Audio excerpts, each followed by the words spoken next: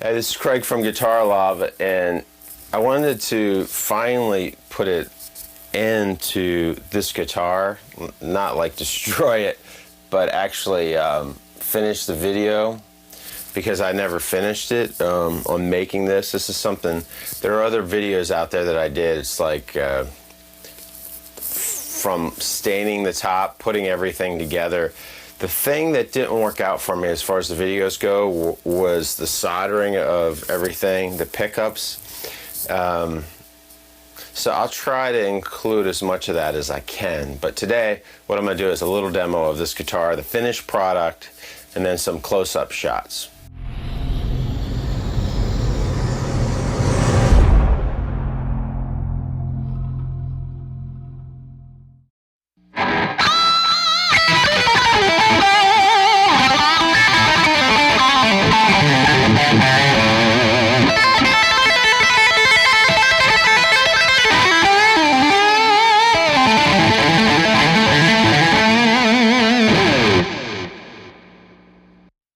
So if you've seen the other videos, this is a BYO EVH guitar, and I've always loved the neck. I thought the neck was cool, and I like the body too. The reason I was really happy when I found the kit, it came from a kit, because it didn't have any switch up here, which I tend to run into. Like, I'll bump it whenever I'm tapping, so I don't like having a switch up here. It gets in my way.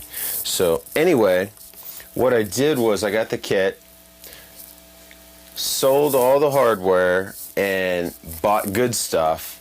Got stain, got sandpaper, did all that stuff, and even made a decal with my signature on it, out of my signature, which is pretty cool. So it's actually my signature guitar. Anyway, I wanted to show you how it ended up. So let's go through the hardware quick. First thing, it came with a licensed Floyd Rose, and I've never liked any of the licensed products at all. There's only one other tremolo I really care for, and that's the Music Man, which is it's their tremolo, which is really fantastic. I wish I could get it, because I'd have tried to put it on here too. But anyway, this is the original Floyd Rose, and it's worth every penny. It's worth upgrading. Yeah, it might cost $100 and some bucks more than a cheap one, but it's worth it. Do it. Go work a couple more hours, whatever you have to do, sell something. It just is so much better. I can't even tell you how much better it is. Anyway, this is the original Floyd Rose. I got chrome, which is the cheaper of the three. They have like chrome, black, and bronze. They have a couple other ones, but anyway, when you get this, you have to know what size nut you have, because the locking nut comes with it, and if you don't know what it is, then this is either going to be too big or too small. In my case, they said, BYO told me that it was an R2, I believe, and really it wasn't. It was an R3, I think. I'm like scratching my memory here, but anyway, long story short, I had to order another one of these and send the other one back, which is kind of annoying because it took a little while to do it. Plus, these nuts alone are like 30 some bucks. So whenever you get the whole tremolo, just make sure you get the right size. Measure it yourself. You can measure it, and then you can figure it out. So that's the tremolo. I replaced the tuning keys too. I can't even remember what I got. Go Tall.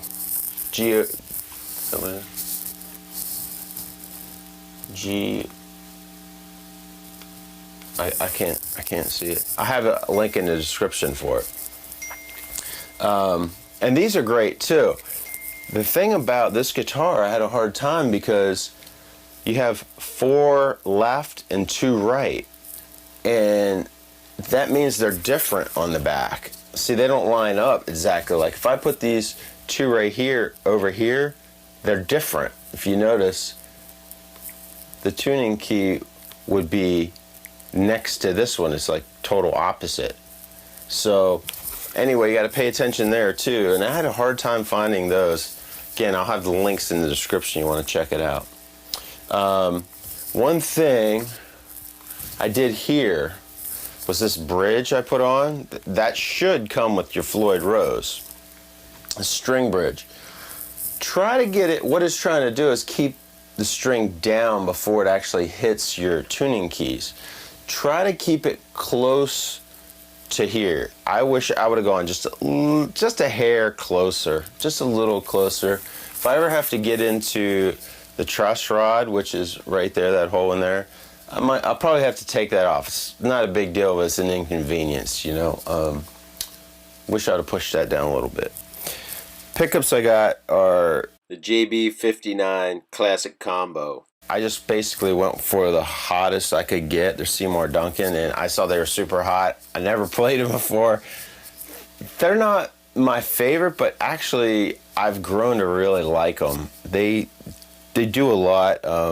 Pretty versatile, and they sound really good. I'll let you hear it in a second. And it's kind of cool that I'll just order something and like, what the heck, I'll try it, you know. I'm pretty flexible like that. And they actually sound really good. Not exactly what I was looking for, but fantastic, really. Like, they've been superb. So one other thing here, we got my volume knob. This thing is so smooth. I love it. It's so awesome. It's like it's the smoothest knob I've ever used. It's the Yngwie Malmsteen 500K pot, pentometer or whatever they call it. But it's so easy to.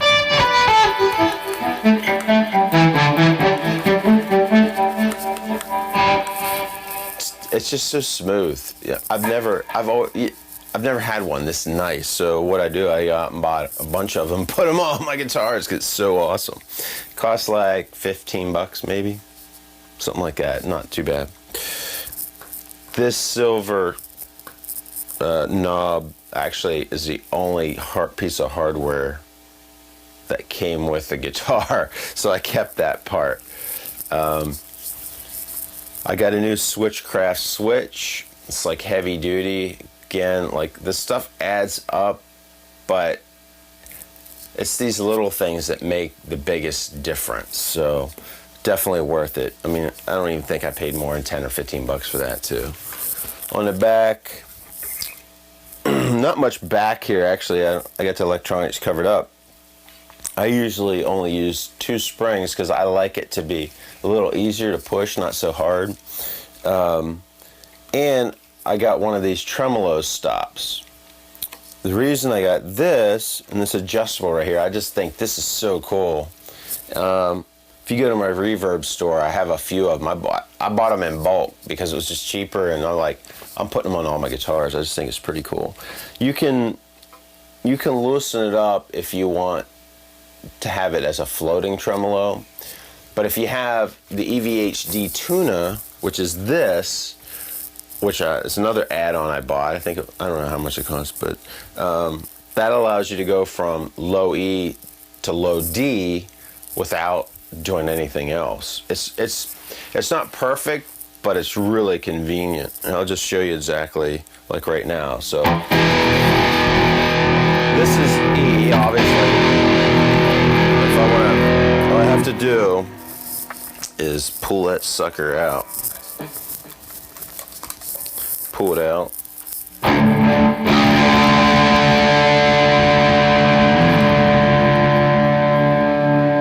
Yeah, get it in tune. So that's pretty cool right there.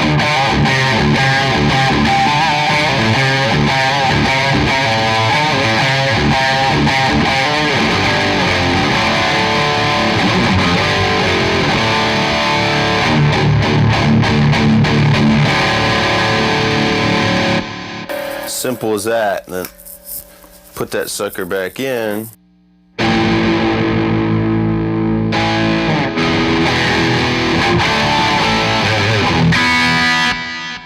That, to me, that's pretty cool. One thing you can't do is you can't pull the tremolo up. So you got to be a little more creative whenever you're actually.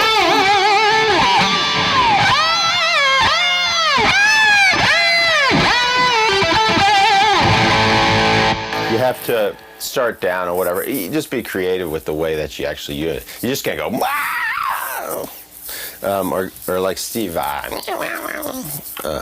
Anyway, I'm playing through EVH 5150 Lunchbox head. I'm not using the Fender, playing through the orange 112 speaker cabinet. And I'm going straight into this through a tuner. And effects loop, this does not come with reverb, but it does have an effects loop. So I have a Holy Grail Neo reverb pedal that I'm borrowing from my buddy, which I don't want to give it back because it's so awesome. And just a Boss digital delay, DD3. So anyway, this is what it sounds like with some distortion on it on the bridge pickup.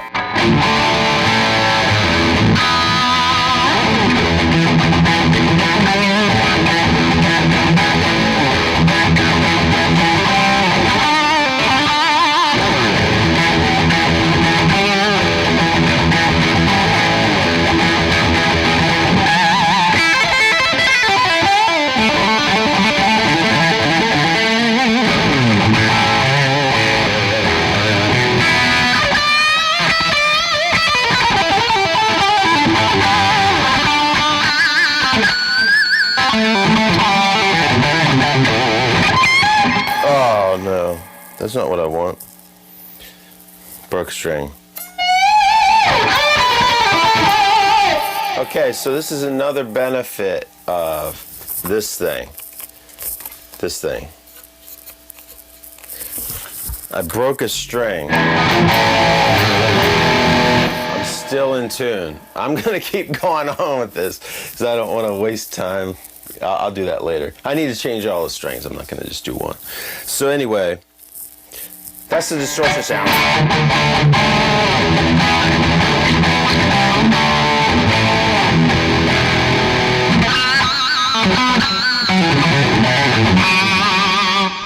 Both pickups.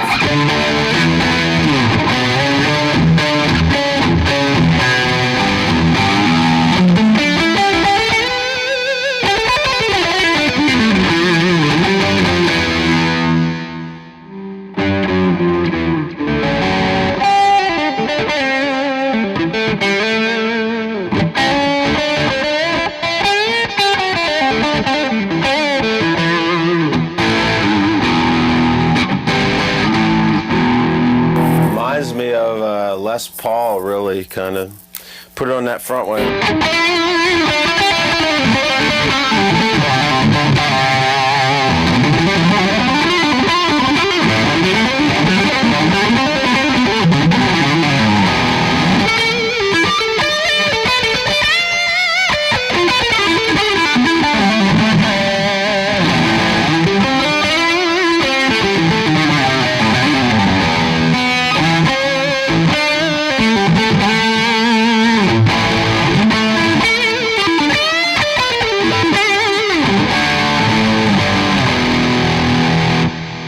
Okay, that's the distortion sound. You got all pickup configurations. I only have a 3-way switch, so that's all you're going to get as far as what you can do with the pickups. I mean, I could have added something else. You could do that. I'm going to see. EVH, this is not my favorite for clean sound.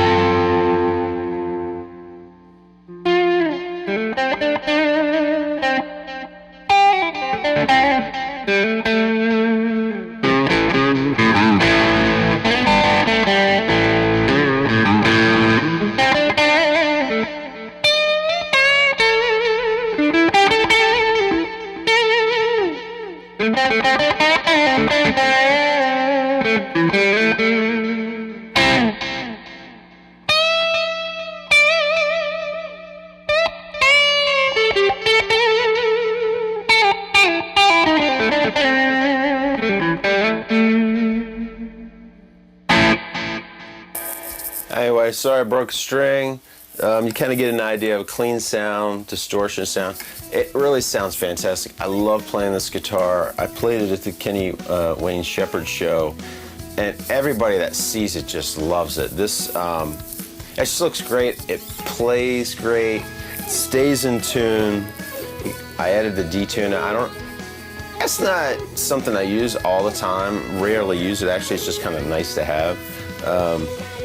But the kit is cheap enough that you can add all these components and have a really super nice guitar for a lot less than another guitar. And you learn how to do it.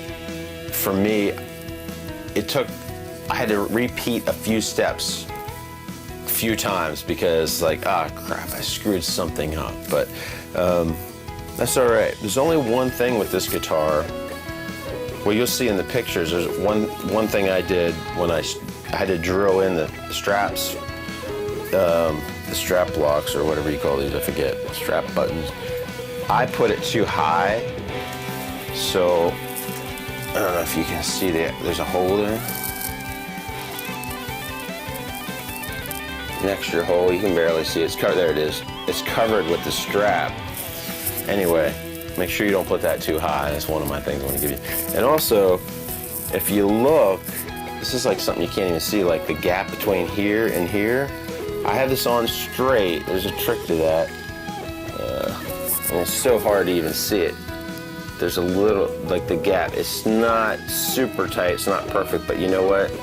It stays on. It's a bolt on it. It's perfect. It just sounds great. And there you can see it's just a little extra gap up top here, but nothing big. I mean, this guitar is just amazing, and it's one of the best things I've done is build my own guitar. I spent thousands of dollars on guitars, on one guitar, and I spent a couple hundred on the guitar, and this literally, you know, for this kind of guitar, you would easily spend 15 to 2 grand on, and you can do it for a third of that price if you're smart and you take your time and you don't have to keep ordering stuff. So anyway, hopefully this wasn't too bad, you know, breaking a string and giving you what this sounds like.